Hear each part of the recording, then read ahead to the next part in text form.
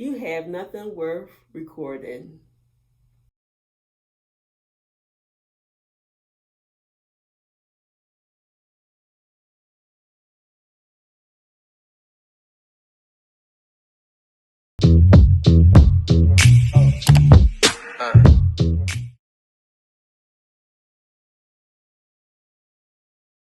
Hi everybody, welcome back to my channel. It is your girl Chocolate Beauty. Before we even get into this episode of Housewives of Atlanta, I would like for you to subscribe, hit the notification button so you can know when I upload my videos. Okay, so this episode opens up with Cynthia's relationship with her boyfriend Mike, and it's talking about how she wants to get engaged and how thirsty she is. So then we see Mike having a dinner with Cynthia's family, and he's talking to them, and then he asks them for her hand in marriage with Cynthia there. Usually it is the man talking to the family without her knowledge, but you know, it goes to show how controlling Cynthia is about this whole situation about her getting married. Next, we see Mike take his daughters and Cynthia's daughter out to pick up Cynthia's engagement ring. He already paid for the ring, but he brought the girls for moral support, and he also wanted the girls to see what the ring looked like. Next, we see Portia and her fiance talking about them reconnecting and them getting back engaged. It's going to take a lot of work for them to work through their problems. He has to show improvement. And also she talks about the trip that she's going to have with the ladies. She's trying to lose some weight. The trip to Canada is in 2 weeks. So the next scene, we see Cynthia meet up with Marlo. They then got into Marlo's wig launch that she was having for her wig line, and how Kenya Moore actually showed up with a marching band to promote her edge control product, which I thought was actually mean-spirited, because Marlo was really trying to do something with herself. It didn't have to be that shady, Kenya. That was a little hard. So after they finished speaking about what happened at Marlo's wig launch event, Cynthia brings up that Candy had a conversation with Nene, and Nene had told her that a mutual friend of theirs had a recording of her bashing Nene. Cynthia is trying to figure out who it was, and Marlo has said, well, yeah, you know, I heard that too, and I'm trying to figure out who was the person that actually recorded you. So Cynthia asked her flat out, were you the one that recorded me? She said, you have nothing worth recording. Child. After Marlo threw that serious shade, Cynthia just told her, like, you know, I'm going to have a wine launch and I would like you there. You know, I really wish Nene was able to come, because I would have invited her, but she actually left your party because of all the drama that was going on with Kenya. Next, we see Todd and Candy go to a location trying to open a Mexican restaurant, and Candy calls him out and says that he's creating all these businesses, but he has not produced anything. Of course, Todd was like a little offended, so he started, you know, getting defensive and start explaining that he's bought properties, he's flipped it, and he has made them money. And Candy asks him, what's the renovations going to cost? He tells her that the renovations is going to be a little over $600,000, and Candy was just looking at him like, $600,000? Nothing has been launched yet. You haven't done anything with any of the recent purchases. Like, what are you doing? He said that he needs to pace himself. He needs to be better with, you know, having one thought and then producing that one thought and then moving to the next, instead of having all these side projects going on at one time. Candy also brings up the fact that all these business ventures is actually interfering with their marriage. They don't spend enough quality time with each other, so they need to get better at that. Next, we see the launch of Bailey Cellar Winery. We see that there's people decorating. Apparently she was late, and she took it upon herself to announce that the reason why she's late is because she was taking care of business with her boyfriend who was in town. Nobody cares, Cynthia. Later that night, they throw the launch and the ladies show up. I personally believe that Marlo and Portia was best dressed. Then Marlo hands Cynthia a card, and it's from Nene.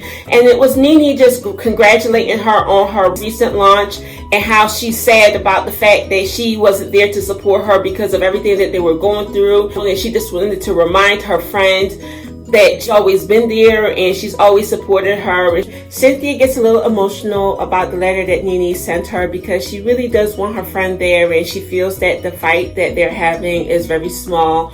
They shouldn't be at the place that they're at. So here's where I get annoyed. Kenya pulls out to the party. I think Mike is going to propose to you, and Candy's face just was in utter disgust. It was like, what? Like, you think he's going to propose to me tonight? If like he was going to propose to me, my mom would be here, and then her mom walks in. Just because you are unhappy in your situation, it's not fair to take away your friend's moment. Like, you literally tried to steal that moment away from her, and I think you're terrible for doing that. You are a whole entire clown for doing that, period. So Mike calls everybody over, as he said that Cynthia had a few words. Cynthia thanks everybody for showing up.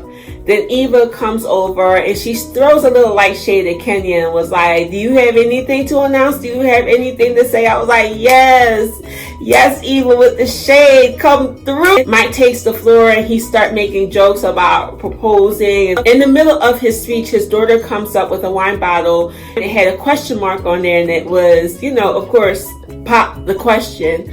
So he then turns around and then asks Cynthia to marry him. Next we see Kenya Moore and her Casper the Friendly Ghost husband on their way onto a triple date, and they were talking about what happened at Cynthia's party, and she explains to her husband what happened before Mark proposed to Cynthia, that she had this feeling, and then she ended up telling Cynthia, when Mark was like, you was dead wrong, like he called her out.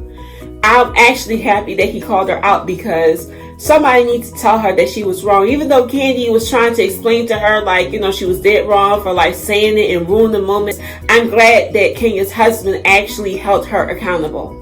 When I seen Kenya and her husband Mark going back and forth, he seems like he's a person that's easily irritated. Like, he can be triggered by anything that she says. He is immediately annoyed by anything that Kenya says, and she backs down. And you could tell that he just is a no-nonsense type of person. He just ain't here for it. He don't want to have a conversation. He don't want to deal with it at all. And it was quite evident, not only in the car, but at the dinner. So then we see Cynthia, her now fiance Mike, Candy, Todd, meeting up with Kenya and her husband Mark for dinner. They decide to do a spousal swap where they weren't sitting in front of their husband. And Kenya brings up how the way Mark proposed to her. In that moment when he was explaining like how the way he went about it, it was like so nonchalant. It was like a disconnection. And Kenya was just longing to not only be in a relationship, but to have her own family, that she was willing to take whatever this man gave her. She is completely miserable. And he's like emotionally unavailable. Every time that he says something, he just say it in a resentful way, like he resents her. He's very short with her. Like, he is very short. Kenya also brings up the prenup, and Candy and Todd talks about how it almost destroyed their relationship. When they asked if Kenya and her husband had a prenup, he totally snapped. He was like, if you want a prenup with me, I wouldn't even have married you if you even talked to me about doing a prenup. So that was the reason why she never brought up the conversation, because she knew that there was rules and stipulations to being in a relationship with this man, because he was not interested at all. He just got so agitated and so angry about it. One of the things that Kenya was saying was she's a self-made person, and all the money that she has made it on her own. And I 100% agree with her. Like, she is a self-made person. She's made a path for herself, and nobody can take that away from her. Then it turns into a conversation about Nene, and Mark goes ham on defending Nene, talking about she's a good person, she's decent, she's always been nice to me. The first thing that she did was introduce me to her husband. Kenya had to remind him, like, she said some disrespectful things while I was pregnant, and you were upset about that. And he was just like, well, it is what it is. She's a woman, and we're all adults, so I don't feel as though that we should be getting into an argument. Pretty much calling Kenya a child, which I thought was a low blow. You're defending this woman who is not your wife. Nene has a husband. She don't need you to defend her at all. And why the heck are you talking about Nene and defending Nene to a group of people that's supposed to be Kenya's friends. Like, that's your wife's friends. You're defending another woman that has nothing to do with your marriage. It was so awkward and just weird. Your wife comes first regardless. Like, you're supposed to have your wife's back at the end of the day. And Mark is just like, whatever. That man literally blasted his wife out the sky. Like, literally. Like, didn't have her back. If she would have got ran over by a car, hit by a bus, he would be standing there like, well, you shouldn't have walked in front of that bus. You wouldn't have got hit. It's like, where's the compassion here? It's like he has like no empathy. So at the end of the episode, Kenya gets up and does a speech, and the look on her husband's face, he just was like, had disdain for her.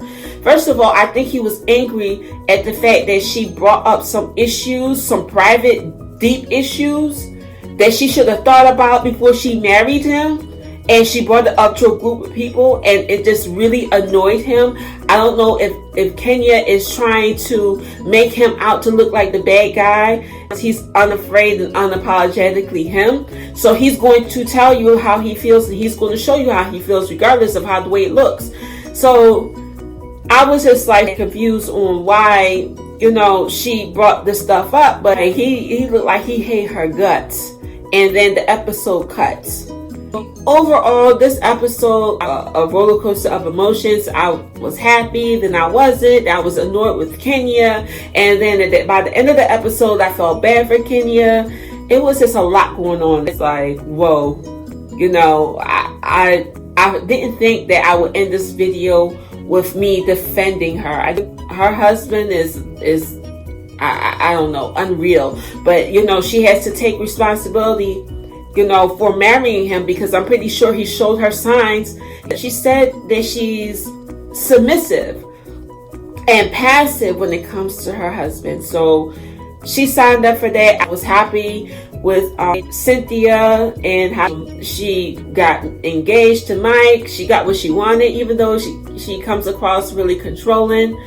Marlo, I feel as though she's real as rain, because she throws shade like no other.